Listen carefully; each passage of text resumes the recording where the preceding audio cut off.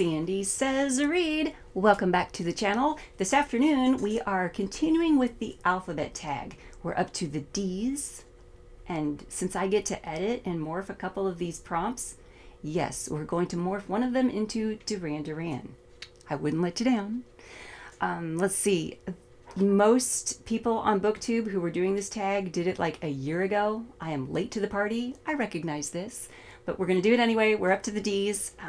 The tag originated over at Jim's Books, Reading and Stuff channel. I'll put a link to that in the drop-down box below. A lot of folks have done this tag already, so you can find it around on BookTube. And I recommend checking out other people who have done this because people have cool answers to these. There are cool books you can learn about if you haven't already read them. So let's dive in. Okay, D is for Doctor Who. What's your favorite book about time travel? The Anubis Gate by Tim Powers. I got to serve on a panel with Tim Powers, like, I don't know, 13, 14 years ago. You know, I'm terrible with dates, right? Okay, so it's been a little while. I was on a panel with him up at Context in Ohio. Apparently I'm bad with geography too. Okay, anyway, I served on a panel with him and it was awesome. It was great. He's very erudite, unlike me at the moment. He's very erudite, well-spoken, just a good fellow to serve on a panel with, right? And to talk about books and to talk about fantasy and speculative fiction. Good guy. So I picked up his book, Anubis Gates. I love this thing. This is a good book. The river, the flowing river and the jumping into time. Excellent, excellent device. I can recommend this book. Okay, next prompt. D is for dark. What is the darkest book you've read? You guys have thought about this for a little while. Because, you know, I read horror and fantasy, and I don't really read a lot of grimdark fantasy. Maybe Glenn Cook. But anyway, the darkest book I think I've ever read is Wuthering Heights by Emily Bronte. Fight me. Fight me in the comments below, please, because I love talking about the Brontes. Seriously, I mean, Heathcliff and what he puts that family through, the extended family, the second family. Oh, yeah, I love it. I love it. This is probably the darkest book I've ever read. Okay, next prompt. D is for Dickens. Now, I misread this when I was preparing for this video. It says, how many Dickens novels have you read? And I'm not real sure. Well, I misread this as, you know, what's your favorite Dickens novel? Because apparently I can't read. Okay, so I brought A Christmas Carol to show you all my commemorative, there I am being erudite again, huh? My commemorative edition of Christmas Carol. Isn't that nice, pretty? It's got 4-color pictures throughout it. If you guys can get your hands on a copy of this fancy-dancy version of A Christmas Carol, I would do that. Any fancy version of it, it's just really a nice Christmas thing to have. You guys know I'm crazy about Christmas, right? Yeah. There that is. Okay. Next, D is for dictionary. In these internet years, do you still use physical paper dictionaries?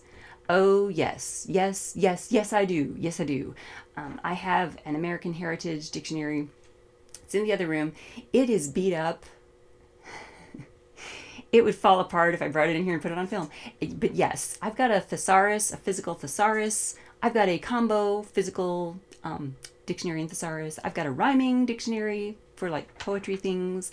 Yeah, I've got the physical ones because definitions, as you may be aware, keep getting like changed and modified. If you look things up online, they don't mean the same thing they used to mean. So having the physical dictionary helps keep things kind of tracking.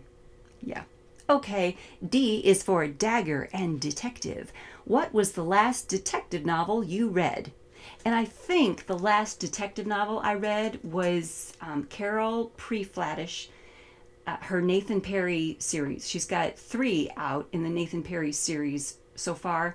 And the second one, well, I've read the first 2. The second one, I think, is the most recent actual detective novel that I've read. There have been like mysteries and detective things worked into some of the like thrillers I've read, but I think that's the last detective. I couldn't find it on the shelf, or I would show it to you all. Carol, I'm sorry. I'll put a link to it in the drop-down box below.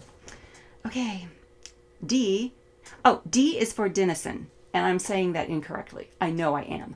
Um, I I'm changing up one of the prompts because I think that it would be a shame to miss the opportunity to mention Isak Dinesen and Out of Africa.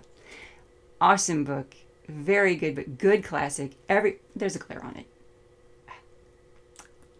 Everyone should read this book at some point in their lives. I mean, her story that she tells in here, it's everyone should read this. There you go. And I didn't want to pass up the D's without mentioning. All right. D is for drawing. Who is your favorite visual artist? Okay. I'm a huge fan of the Aliens series. The first movie, the second movie, I really like Aliens, and I love H.R. Geiger's interpretation of the alien species and all the alien stuff, and even the Prometheus series. I really I dig that artwork, right? So I would say H.R. Geiger, but I met Lynn Hansen at Imaginarium last year and fell in love with her artwork. She does cover designs and just amazing artwork. She will read a book and then come up with the cover design for a book for an author, and she does an amazing job of it. And yeah, I was very impressed with her. I like her a lot. I should mention Megan Kissinger. Megan Kissinger, she's an award-winning artist. She does sculptures. She works with different medium for painting and illustration, and she does everything. She does artwork to promote conservation. I'm having a hard time talking today. Sorry, guys. But anyway, it was Megan Kissinger. She did the map, which is up here on my bookshelf. She did the map for my World of Unveiled in my Choices series. And she's just amazing. She's awesome. So I would be remiss if I didn't mention Megan. And I should get a link to her stuff in the drop-down box below, too. I got a lot of links to get for you guys. Okay.